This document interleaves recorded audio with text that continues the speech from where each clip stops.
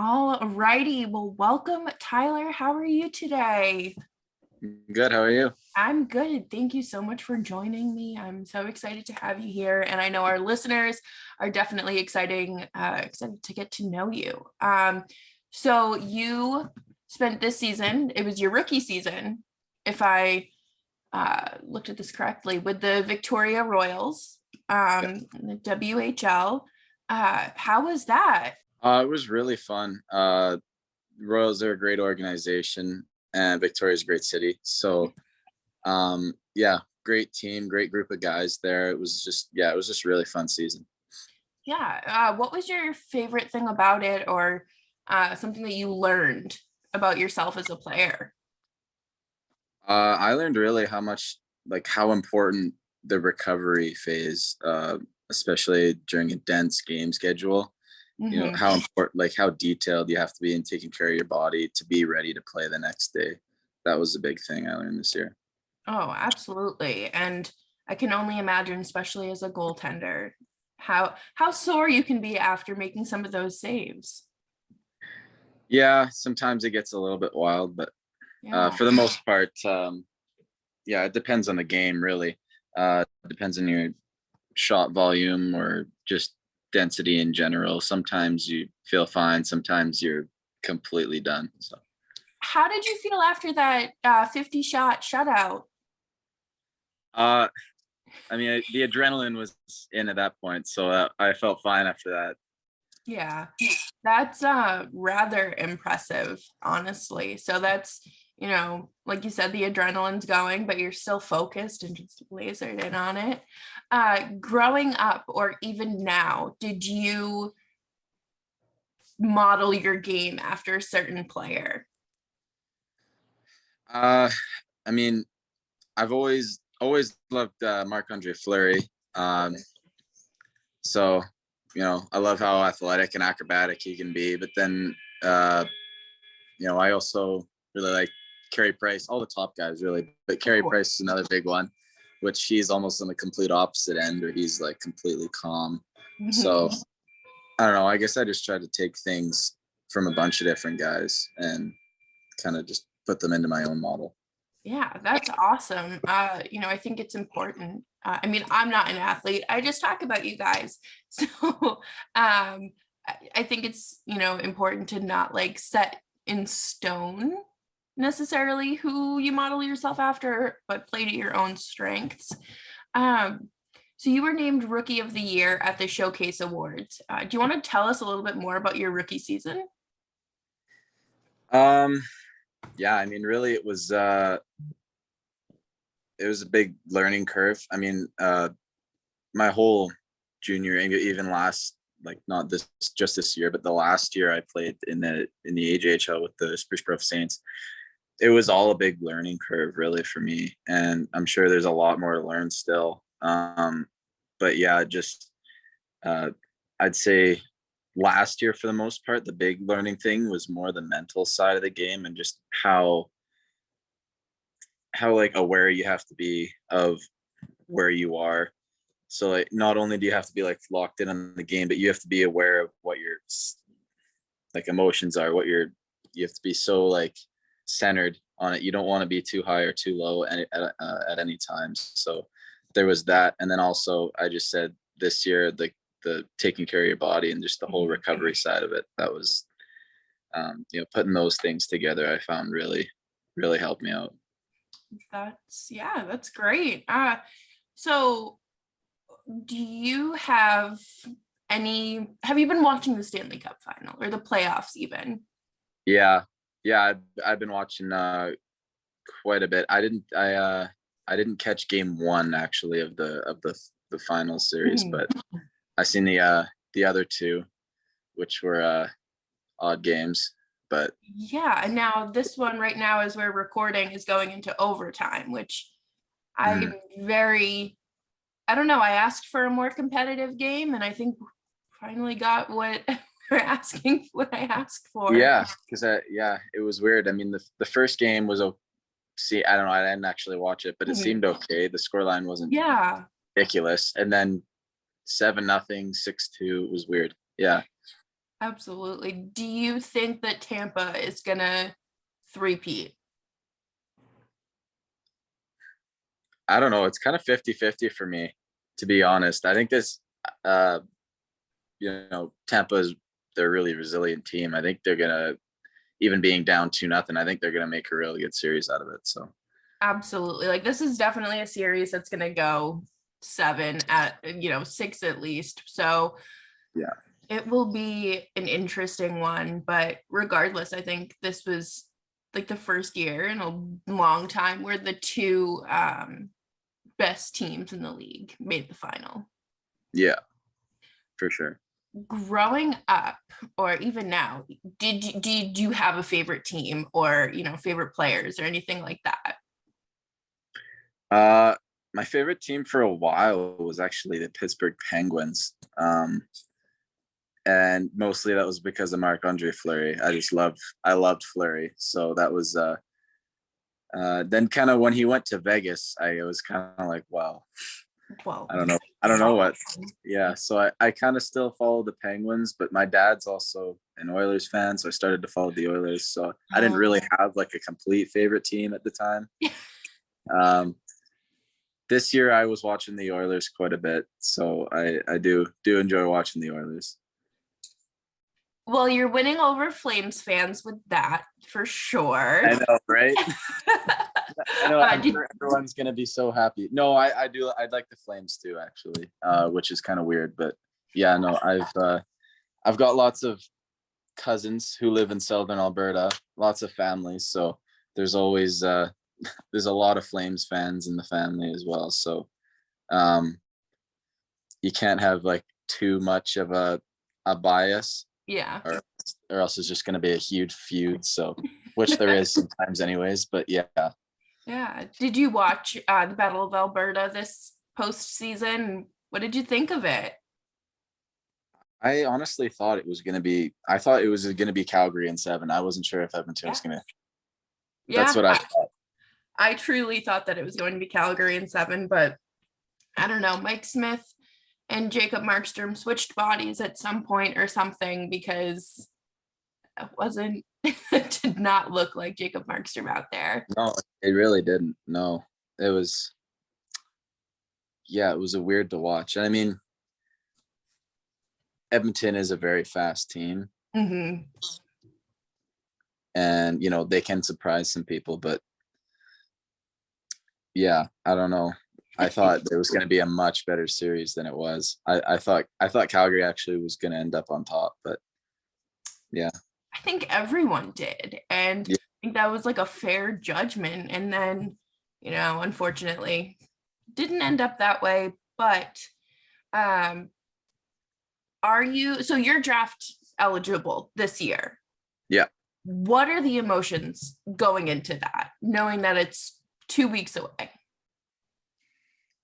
Yeah, I mean, obviously I'm very hopeful that I think I've done enough to be able to be drafted. I think, it's just something that, there's not really a whole lot I can do now. It's all what happened, what I've done, in previous seasons. I'm just going to keep working towards what I want to do. And, even the draft isn't, it's not like a huge decision. Like it's, even if I don't get drafted, I'm not going to just not keep trying to make the NHL. Right. So yeah, I mean, it would be amazing to get drafted, but at the end of the day, the end goal is to play in the NHL, not to get drafted. So Exactly. And, that's a great way to put it because I do think that some people do think the draft is like the end all be all, but there are plenty of players who have gone undrafted, like Torrey Krug, great defenseman, just undrafted free agent out of Michigan State. Yeah. mm-hmm. And just, it's not, like you said, it's the goal is to play in the NHL, not just to get drafted. For sure. What are some things that, this is your off season, correct? Yeah. So what are you doing to keep yourself busy and occupied? Well, I have my off ice training 5 days a week. And then on the weekends, I'll either go golfing or I'll be going to Calgary usually actually for ice with David Marcoux, who has been my goalie coach for quite some time. So I'll get my goalie sessions in there on the weekends. And also during the week, like where I am now, I'm in Lethbridge right now currently, for just some ice during the week. So I'm staying with my grandma here for 3 days a week, so that I can skate. That's awesome. It's obviously grandma's love is unconditional, but it's very sweet to have her just open her house to you during the off season. How is she feeling about all of this?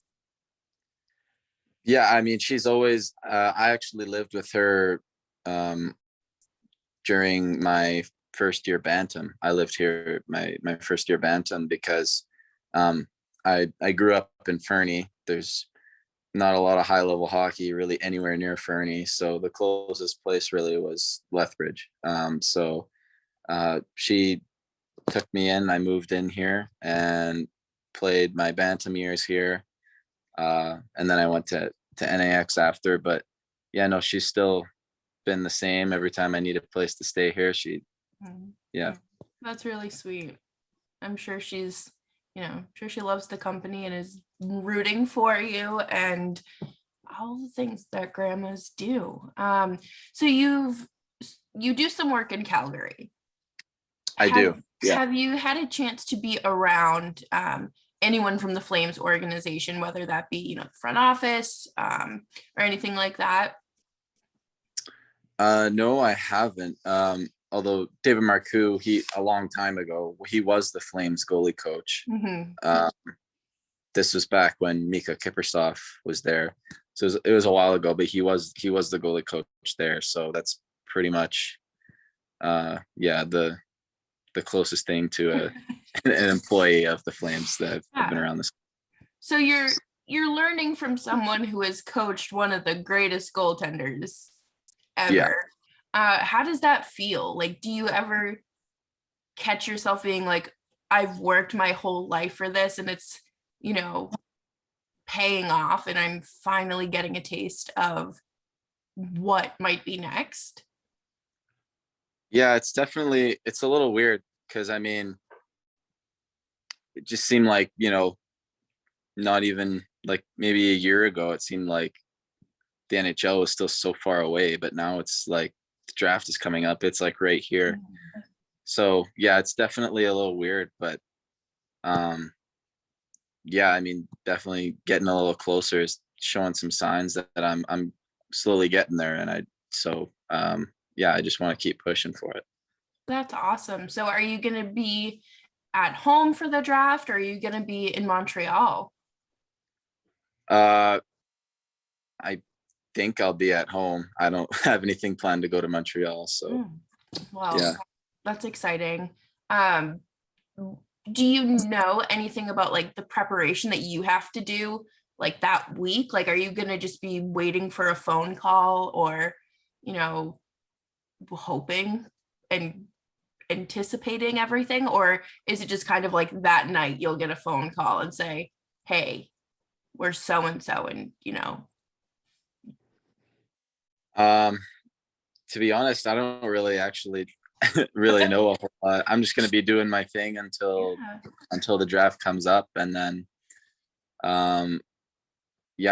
pretty much the way that the WHL draft works was, I actually got a call from the Medicine Hat Tigers. But they didn't even draft me. I got drafted by Spokane. So that was a little weird, but, that was my experience then. So I don't know if it's going to be too different now or not. Not too sure what to expect, but yeah, really excited. I can't even imagine like the emotions and everything, just like the excitement surrounding it, because, like you said, you've worked your whole life for this and you're continuing to put in the work. You're young and like it based on your accolades and your performance, the future's bright. Um, do you, how long are you on a contract with the Royals? Like, how does that work? Well, yeah, technically there's when you sign, it's a standard player agreement, which is basically you're just well, actually you get listed first, which basically means that you're protected by that team. Okay. And yeah, you do get signed, but it's not like a contract per se. But yeah, you can't just move anywhere else. For that to happen, you have to either get a release or be traded. So yeah, I'm planning on going back to Victoria next year. Okay, yeah, that makes sense. They don't want you just up and leaving them and then they're without their goaltender. But how, like, what what has it been like? Just, clearly you've had to move and uproot yourself a few different times. Like, uh, you're probably living out of boxes most of the time. Yeah, I've learned how to pack up pretty quickly. So uh, yeah, I've moved quite a few times. I mean, even just especially during the COVID thing last year, we went and then we got shut down, had to go back home. So I moved back home, and then we started back up again after like a month. So I moved back. And then at the end of the season, I moved back home. Actually, no, then I moved billets because my billets sold their house. So I moved to a new billets and then I moved back home after the season. It was that year was a lot of moving. So yeah, I've kind of learned how to stay mobile. That is crazy. I can't even imagine having to be like an efficient packer basically on the side. So with billet families, do you get to like interview with them and say like, okay, this would be a good fit, or does the organization just say, okay, here's mom and dad and two kids? Yeah, basically, you just get kind of put with a billet family. And every billet family I've had has been great. Mhm. I have heard of some people moving billets. They switch billets because it's not a great fit. I haven't had that experience yet. But yeah, that is kind of how it's done. They just kind of They throw it's you and depending on oh. they do it depending on who has vehicles, like travel distance and then like how many Okay. rooms are available, all that, and then they just kind of fit you with your billets, and then if there's any problems, they work that out after. That's cool. I mean, I've seen that, most billet families and the player, like, they go on to have like a lifelong friendship or like some sort of relationship. Are you still in touch with any of yours? Yeah, I think all of them. I Yeah, my very first ones when I went to NAX. Mhm. Um, I actually I skated with my little billet brother Oh, just this summer, and we stayed at their house. So yeah, we're definitely friends now. I stayed there for 2 years, so we got to know them pretty well. They're great people, and also um, when I went to Spruce Grove, we still stayed in touch with those billets. We had a visit with them this summer as well. um, And then yeah, my billets just this year, we've gotten to know pretty well. My They allowed my mom, was it both my parents were there, I think. I don't know if both my parents or just my mom, but either way, they let them stay there along with the two other players that were in the house. wow. Um, so yeah, they're great people as well. So I've never had any issues with billets. That's awesome. And especially to have them open their house to your parents on top of hosting three players, like that's a crowd. But what else, like what outside of hockey do you like to do? I mean, I know it takes up most of your time, but is there anything that you do to kind of, decompress from a game? Because, all of it, like hockey's your job, and all of us decompress in different ways from our jobs. Yeah, I play guitar quite a bit. That's something I do. Also, I live in Victoria now during the season, so if we did get a day off or something, it stays relatively warm most of the year, so we can actually go golfing. So that's a lot of fun. And then during the summers, this isn't really relative to during the season at all, but in the summer, I also play some like mixed slow pitch. Oh, okay.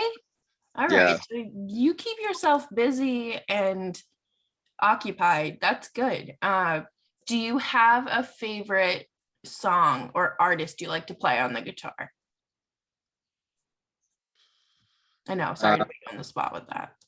Yeah, I know that one's a tough one. I've been learning a lot of Morgan Wallen songs Okay. as of lately. Them, and then also I used to I learned a lot of Foo Fighters songs Okay. All actually. right. There's a little bit of mix there, but yeah. Yeah, that's awesome. And I don't know, I grew up playing guitar and saxophone. So like I get like the musical and creative outlet. I think it's definitely like one of the most relaxing and therapeutic forms for sure. Yeah. So do you have anything you want to add or, pitch yourself to Flames fans for your upcoming season with the Royals?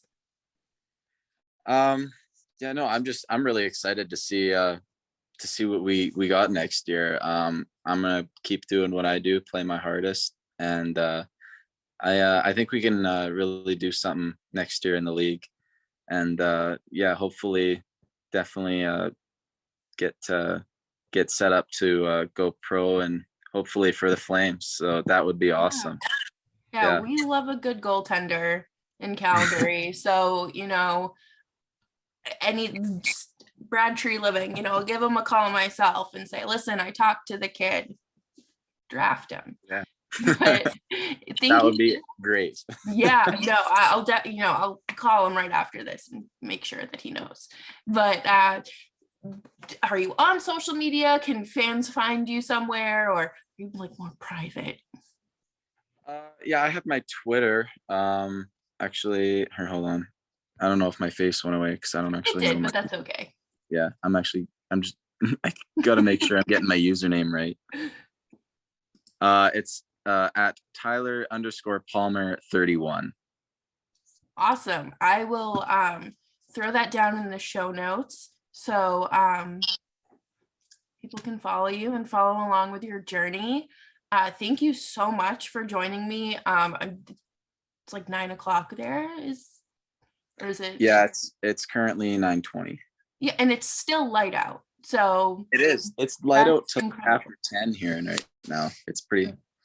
That's awesome.